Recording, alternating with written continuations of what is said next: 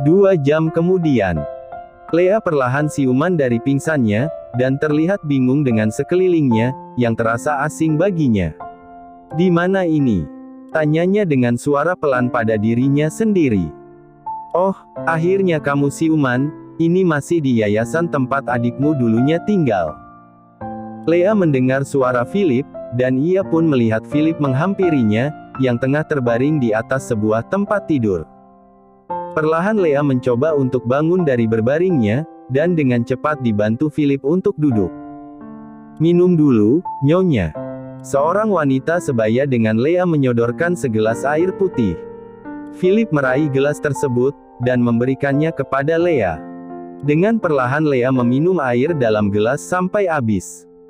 "Waktu itu kami tidak tahu kalau Deanna terkunci di kamarnya saat gempa terjadi. Teman satu kamarnya berbohong pada kami, kalau dia tidak melihat Deanna saat gempa meruntuhkan bangunan yayasan," kata wanita yang memberikan air minum kepada Lea. "Iya, benar sekali. Teman satu kamarnya, yang kami tahu sangat baik kepada Deanna, ternyata memiliki niat jahat kepada Deanna." Kepala yayasan pun menambahi penjelasan wanita pemberi gelas air minum. "Kami mengetahuinya, saat gempa telah meruntuhkan yayasan.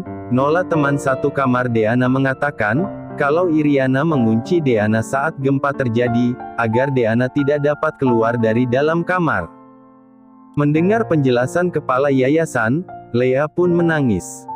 Ia tidak menyangka adiknya mengalami penindasan saat tinggal di yayasan tersebut. "Iriana selama ini, kami lihat sangat baik pada Deanna, tidak disangka ia memiliki niat jahat kepada Deanna." Tambah kepala yayasan menambahkan lagi. "Apakah saya bisa bertemu dengan teman satu kamar Deanna, yang bernama Nola itu?" tanya Lea di antara tangisnya, memohon kepada kepala yayasan. Lea harus mengetahui tentang siapa wanita, yang sekarang berada di rumahnya, yang memalsukan identitasnya sebagai adik kandungnya. "Oh, tentu saja. Dia kebetulan belum pulang," jawab kepala yayasan. Wanita yang tadi memberikan air minum kepada Lea, bergegas keluar dari ruangan tersebut. Tidak butuh waktu lama, ia kembali bersama seorang wanita seumuran dengannya. Lea dengan cepat turun dari atas tempat tidur, lalu menghambur ke arah wanita itu, dan memegang tangan wanita itu. "Apakah Anda teman Deanna semasa ia hidup dulu? Tolong ceritakan padaku, apa yang terjadi pada waktu itu, kenapa teman sekamarnya bisa tega menindas Deanna? Apakah Anda kakak kandung Deanna?" tanya wanita itu. "Iya, saya Lea, kakak kandung Deanna." Lea mengangguk dengan cepat. Wanita itu tersenyum memandang Lea. "Deanna selalu bercerita tentang Anda saat kami masih kecil. Ia mengatakan kalau kalian terpisah. Ia memperlihatkan foto Anda kepada kami waktu itu." Air mata Lea pun semakin deras mengalir membasahi pipinya. Ia tidak menyangka adiknya menyimpan fotonya saat itu. "Iriana, dia sangat jahat. Saya melihat dia diam-diam mencuri foto Anda dari lemari Deanna. Saya tidak menyangka, dia ternyata merencanakan sesuatu kepada Deanna." Lea semakin menangis mendengarkan penjelasan wanita tersebut. Ia pun sangat yakin, kalau wanita yang sekarang berada di rumahnya, adalah wanita yang bernama Iriana. Iriana sepertinya ingin menggantikan identitasnya sebagai Deanna. Saat gempa waktu itu ia sengaja mengunci Deanna, agar Deanna tidak selamat dari gempa itu. "Ah! Hua!" Lea pun menjerit, dan menangis meraung dengan kencangnya. Lalu ia pun memukul dadanya. "Adikku ternyata telah meninggal saat gempa itu, huhuhu." Tangisan Lea pun semakin kencang. Ia tidak menyangka, wanita yang sekarang ada di rumahnya bukanlah adik kandungnya. "Tuan, apakah kira-kira ada seorang wanita datang menemui istri Anda, beberapa tahun yang lalu dengan seorang anak kecil? Kami saat itu ingin membawanya ke pengadilan, untuk mempertanggungjawabkan tindakannya mengunci Deanna." Wanita bernama Nola memandang Philip. "Iya, kami ingin menuntutnya. Kalau saja waktu itu dia tidak mengunci Deanna di kamar, Deanna saat ini pasti masih hidup." sahut wanita yang tadi memberikan air minum kepada Lea. Philip merasa tubuhnya seketika lemas mendengar apa yang dikatakan kedua wanita itu. Sementara Lea semakin menangis, seraya memukul dadanya. Perasaannya hancur memikirkan, bagaimana selama ini ia telah menindas putri kandungnya, demi membela keponakan palsunya. Di antara tangisnya, Lea seketika teringat pada adik palsunya dan keponakan palsunya, yang masih tinggal di rumah mereka. Philip. Lea memegang tangan Philip dengan erat. Ayo, sekarang kita pulang. Kita harus segera menyingkirkan mereka dari rumah kita. Kepala yayasan, dan dua wanita yang memberi penjelasan tentang wanita, yang punya niat jahat pada adik Lea, hanya bisa memandang Lea yang terlihat panik. Philip pun ikut tersadar, begitu Lea mengingatkan akan keberadaan Deanna palsu, yang masih tinggal di rumah mereka. Nyonya, bukankah Anda ingin menuntut wanita yang mengunci Deanna? Aku akan membantu Anda untuk membawanya ke pengadilan, untuk membuka kasus gempa 34 tahun yang lalu.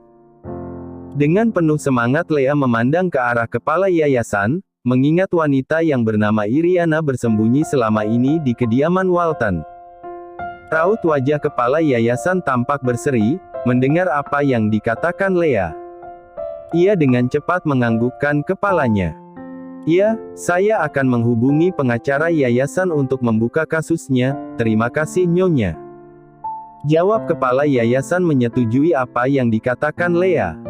Baik, kami akan menghubungi Anda setelah kami melakukan sesuatu kepada wanita itu. Kata Philip yang ikut bersemangat juga. Baik. Kepala yayasan kembali menganggukkan kepalanya. Sementara itu di gedung kantor Edmund. Tanpa setahu Nathan, Valerie datang ke kantor Nathan membawa makan siang, atas saran dari Dorothy agar Nathan tidak melewatkan jam makan siang. Dorothy menjelaskan kepada Valerie, kalau Nathan terkadang terlambat untuk makan siang, karena padatnya jadwal yang harus diselesaikan Nathan. Setelah diberitahu resepsionis letak ruangan Nathan, dengan langkah pasti Valerie masuk ke dalam lift menuju lantai 30. Tunggu. Tiba-tiba seorang pria menahan lift, yang hendak tertutup saat Valerie selesai menekan nomor lantai kantor Nathan. Terima kasih. Ucap pria itu, karena Valerie menahan pintu lift agar tidak tertutup. Valerie menganggukkan kepalanya, sembari tersenyum kecil menjawab ucapan terima kasih pria itu. Valerie melirik tangan pria itu, yang sepertinya tidak menekan nomor lantai yang akan dituju pria itu. Sepertinya ia akan ke lantai 30 juga. Pikir Valerie, karena pria itu diam berdiri tidak menyentuh tombol lift.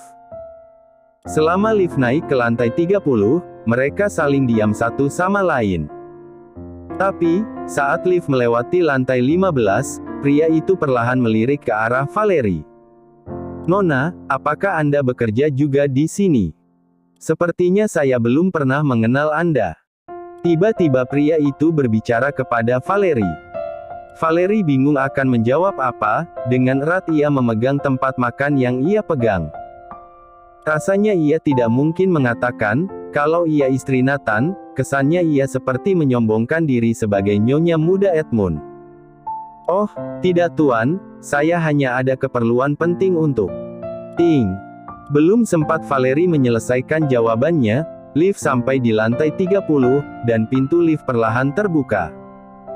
Valerie keluar dari dalam lift, tanpa mengatakan apapun lagi, untuk menyelesaikan jawaban pertanyaan pria itu. Nona, bolehkah saya mengenal nama Anda? Pria itu bergegas mengikuti langkah Valerie dari belakang. Valerie seketika menjadi kaget dengan pertanyaan pria itu, membuat ia berpikir untuk menjawab pria itu. Mengingat ia berada di gedung Edmund, pasti Nathan akan melihat ia berbicara dengan seorang pria. Dengan langkah cepat ia pun menuju kantor Nathan, jangan sampai Nathan melihat ia bicara dengan seorang pria. Nona, tunggu. Pria itu bergegas mengejar Valerie. Ia sangat ingin sekali berkenalan dengan Valerie. Valerie telah diberitahu resepsionis, lantai keberapa letak kantor Nathan, Tapi setelah sampai di lantai 30, ia belum tahu di sebelah mana ruang kantor Nathan. Ia harus menanya seorang pegawai, di mana ruangan Nathan, tapi pria yang bersama dengannya naik lift, semakin dekat dengannya. "Nona." Pria itu meraih lengan Valerie. Plak. Dengan refleks Valerie menepis tangan pria itu, dan raut wajahnya terlihat waspada memandang pria itu. "Maaf, Anda tidak sopan, Tuan," kata Valerie dingin dengan wajah datar memandang pria itu. Beberapa pegawai Nathan tampak keheranan memandang mereka. Dan kemudian tidak begitu memperdulikan apa yang terjadi antara Valerie dan pria yang tidak dikenal Valerie tersebut. Pria itu tersenyum mendengar nada dingin Valerie, membuat ia semakin ingin berkenalan dengan Valerie. Tubuh mungil, mata indah, dan wajah yang cantik, serta usia yang terlihat masih sangat muda, dengan sikap yang waspada terhadap pria asing, sosok pribadi wanita yang sempurna untuk menjadi pasangan hidup.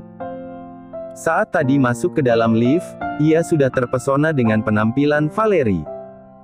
Dan, ia pun memberanikan diri untuk berbicara pada Valerie. "Saya hanya ingin mengenal nama Anda, saya tidak bermaksud lain untuk menakuti Anda, Nona." Pria itu semakin tersenyum melihat raut wajah dingin Valerie. "Maaf, saya tidak bisa meladeni Anda, ada hal yang lebih penting, yang harus saya selesaikan, permisi." Nada dingin Valerie menunjukkan ia tidak ingin berlama-lama berbicara dengan pria tersebut. "Tidak, Nona. Tunggu sebentar." Sikap Valerie yang tegas membuat pria itu semakin ingin sekali mengenal Valerie. Dan tidak ingin melepaskan Valerie. Tangannya dengan cepat meraih tangan Valerie, dan Valerie dengan cepat menghindari tangan pria itu.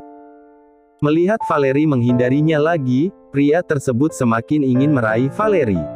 Perasaannya sangat menginginkan Valerie jadi miliknya. Buk! Tiba-tiba pria itu merasakan rahangnya ditinju seseorang dari samping, dan tubuhnya terhuyung hingga nyaris terjerembab jatuh ke lantai. "Lancang kamu! Berani sekali berbuat kurang ajar di wilayahku. Tangan yang mana tadi kamu menyentuh istriku?" Mata Valerie membulat melihat Nathan, yang muncul tiba-tiba tidak tahu datang dari mana. Nathan tampak begitu marah memandang pria, yang tadi dengan paksa ingin berkenalan dengannya. "Nathan, kamu?" Mata pria itu memandang Nathan tidak percaya. Perkataan tajam Nathan menyebutkan, "Istriku," membuat ia tertegun seperti salah mendengar. Apa yang baru saja ia katakan? Bisik hatinya memandang raut wajah Nathan yang menggelap. "Kamu tidak punya sopan santun. Apakah tangan ini yang tadi menyentuh istriku?" Krak. "Ah, Nathan, hentikan!" Pria itu menjerit kesakitan. Nathan tidak peduli dengan jeritan kesakitan pria itu. Ia tetap memutar tangan pria tersebut sampai terdengar bunyi tulang yang patah. Dan pria itu pun terjatuh ke lantai, dan ia melolong dengan suara yang begitu kesakitan. "Ah!"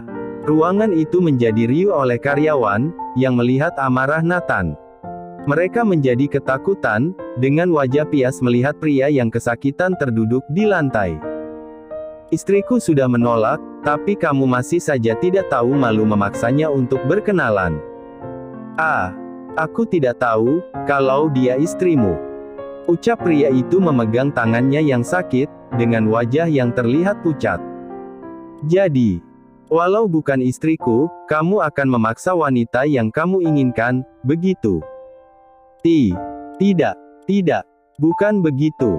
Pergi dari sini. Katakan pada bosmu, aku membatalkan kerjasama dengannya." Selesai bicara, Nathan bergegas meraih tangan Valerie, dan membawanya pergi dari sana, tanpa memperdulikan lagi pria itu, yang seketika terkejut mendengar apa yang ia katakan. Brak! Nathan menutup pintu ruang kantornya dengan kasar, dan membuat Valerie tersentak kaget. Valerie menjadi ciut melihat raut wajah Nathan, yang masih menggelap oleh rasa amarah. Ia berdiri diam di tempatnya tidak berani bergerak, kakinya terasa gemetar, dan lututnya serasa lemas. Nathan berbalik memandangnya tajam, dan ia pun tersentak di tempatnya, sembari dengan erat memegang bekal makan siang Nathan. Tubuhnya sontak menciut melihat Nathan, dengan cepat menghampirinya, dan meraih rantang makan siang yang ia pegang. Brak! Nathan meletakkan rantang makan siang ke atas meja kerjanya dengan kesak, lalu meraih tangan Valerie. Ia menarik Valerie masuk ke sebuah ruangan, yang akhirnya Valerie tahu ruangan itu ternyata kamar toilet. Nathan menarik Valerie ke wastafel, dan membuka keran air dengan kasar, lalu kemudian menarik tangan Valerie ke bawah keran air, yang mengalir dengan deras. Tanpa mengeluarkan suara sedikit pun, Nathan mengambil sabun pencuci tangan, lalu menyabuni tangan Valerie dengan kasar. "Sakit," ucap Valerie tiba-tiba meringis, karena Nathan begitu kencang menggosok tangannya. Gerakan tangan Nathan seketika melambat, begitu ia mendengar suara meringis kesakitan Valerie. "Kenapa kamu bisa bertemu dengannya?" tanya Nathan dingin, sambil tangannya masih terus mencuci tangan Valerie. Kami bertemu tidak sengaja, saat masuk ke dalam lift," jawab Valerie pelan, yang masih menciut ketakutan. Nathan mengetatkan geraham menahan amarahnya, yang kembali naik ke kepalanya. Ia sangat kesal membayangkan Valerie satu lift berdua dengan pria tadi. Nathan meraih tisu, lalu menggelap tangan Valerie yang basah hingga kering. Sekali angkat tangannya membopong Valerie keluar dari dalam kamar toilet. Valerie yang masih takut tidak berani menjerit karena terkejut, tiba-tiba tanpa bicara diangkat Nathan. Ia dengan cepat mengalungkan tangannya ke leher Nathan. Nathan keluar dari dalam kamar toilet, melangkah dengan tenang menuju kursi kerjanya, lalu duduk dengan masih membopong Valerie dalam gendongannya. Valerie diam tidak berani bergerak dalam gendongan Nathan. Ia mengetatkan rangkulan tangannya pada leher Nathan, saat Nathan perlahan duduk. "Apakah masih sakit?"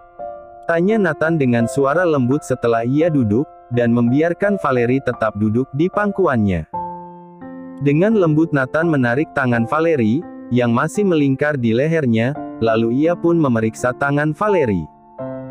Melihat raut wajah Nathan yang telah kembali normal, dengan tatapan lembut seperti biasanya, perasaan Valerie perlahan tidak ketakutan lagi. "Iya, masih sakit," jawabnya dengan suara pelan, dengan membuat wajahnya sedikit cemberut. Setelah emosi Nathan reda, ia merasa ada perasaan berani dari dasar hatinya, ingin membalas sikap kesal Nathan padanya. "Maaf, aku sangat marah, karena kamu disentuh laki-laki itu. Aku tidak suka milikku disentuh pria lain," kata Nathan dengan lembut. Ia pun mengelus tangan Valerie dengan lembut, dan meniupnya dengan tiupan lembut, hingga bibirnya terlihat maju ke depan, dan nyaris bersentuhan dengan tangan Valerie. Diam-diam Valerie menyunggingkan senyuman lucu, melihat bibir Nathan meniup tangannya. Tapi seketika ia menyimpan kembali senyumannya, karena Nathan tiba-tiba mengangkat pandangan matanya memandangnya. "Apakah sakitnya sudah hilang?" tanya Nathan lembut. "Belum," jawab Valerie dengan wajah, yang dengan cepat ia ubah menjadi wajah cemberut. Melihat raut wajah kesal Valerie, hati Nathan menjadi semakin melembut. Ia pun merasa bersalah telah membuat Valerie ketakutan. Ia menyunggingkan senyumannya, lalu mengelus puncak kepala Valerie dengan lembut. "Maaf, sayang," ucapnya. Nathan kemudian menarik Valerie ke dalam pelukannya. Mendekap tubuh mungil Valerie dengan erat, dan mengecup puncak kepala Valerie bertubi-tubi. Perasaan kesal Valerie pun akhirnya perlahan mereda, mendengar permintaan maaf Nathan yang kedua kali. Ia membalas pelukan Nathan. "Sebenarnya, laki-laki itu belum sempat menyentuh tanganku, aku dengan cepat menepis tangannya, saat ia nyaris memegang tanganku," kata Valerie dalam pelukan Nathan. Tangan Nathan yang tengah mengelus punggung Valerie, seketika berhenti begitu mendengar penjelasan Valerie. Ternyata tangan Valerie belum disentuh pria itu, tapi walau bagaimanapun pria itu bersalah, karena tidak sopan memaksa seorang wanita untuk berkenalan dengannya. Walau begitu sayang, dia perlu diberi pelajaran, karena telah kurang ajar padamu, ia memaksa ingin berkenalan denganmu, padahal kamu sudah menolaknya. Kata Nathan tidak merasa bersalah telah menghajar pria tadi. Perlahan Nathan melepaskan pelukannya, dan kemudian mengelus pipi Valerie dengan sentuhan lembut. Kamu nyonya muda Edmund, dan di gedung kantor Edmund ini, kamu juga menyandang status nyonya muda Edmund, kamu istriku. Jadi, siapapun harus sopan padamu, sebagaimana mereka memperlakukan aku, mereka juga harus bersikap sama jika bertemu denganmu. Nathan kemudian menangkup kedua pipi Valerie dalam dekapan kedua telapak tangannya, dan menatap manik mata Valerie dengan nanar. Valerie membalas tatapan mata Nathan, dan ia pun mengerti dengan penjelasan Nathan, mengenai statusnya bukanlah Valerie yang selama ini tidak pernah dianggap, bahkan dalam keluarganya sendiri. Ia pun menganggukkan kepalanya, setuju dengan apa yang Nathan jelaskan. Ia sekarang istri dari CEO Grup Edmund, yang sangat disegani dalam dunia bisnis. Melihat Valerie menganggukkan kepalanya, Nathan pun tersenyum senang. Valerie akhirnya menyadari akan statusnya, yang sudah tidak biasa lagi di kalangan sosial atas. Kamu bawa apa? Tanya Nathan menoleh ke atas mejanya, melihat wadah rantang yang dibawa Valerie. Makan siang untukmu, kakak ipar menyarankan aku untuk membawa makan siang untukmu, karena kamu suka terlambat makan siang. Jawab Valerie. Nathan merangkul pinggang Valerie, ia kembali tersenyum senang. Oh, sepertinya ini sudah jam makan siang, bagaimana kalau kita makan bersama? Kata Nathan melihat jam pada pergelangan tangannya. Baik, tapi aku harus turun. Jawab Valerie mencoba melepaskan tangan Nathan merangkul pinggangnya. Tidak. Di sini saja, aku ingin lebih lama memelukmu sambil makan siang.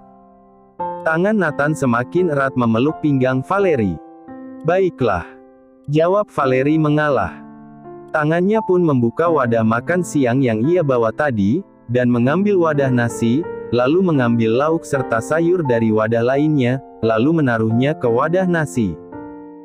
Nathan membuka mulutnya agar disuap Valerie, dan Valerie pun tidak dapat berkata-kata melihat Nathan, yang membuka mulutnya siap menerima suapan darinya. Dengan hati-hati Valerie pun menyuapi Nathan, dan pada sendokan kedua, Nathan mengarahkan sendok tersebut ke mulut Valerie. Akhirnya mereka pun makan siang bersama, dengan satu sendok, dan satu wadah nasi sembari Valerie tetap duduk dalam pangkuan Nathan. Terima kasih sudah menonton, guys. Jangan lupa klik like jika kalian menikmati cerita ini, subscribe untuk update konten seru lainnya, dan tinggalkan komentar di bawah tentang apa yang kalian pikirkan atau cerita apa yang ingin kalian dengar selanjutnya. Dukungan kalian sangat berarti. Sampai jumpa di video berikutnya.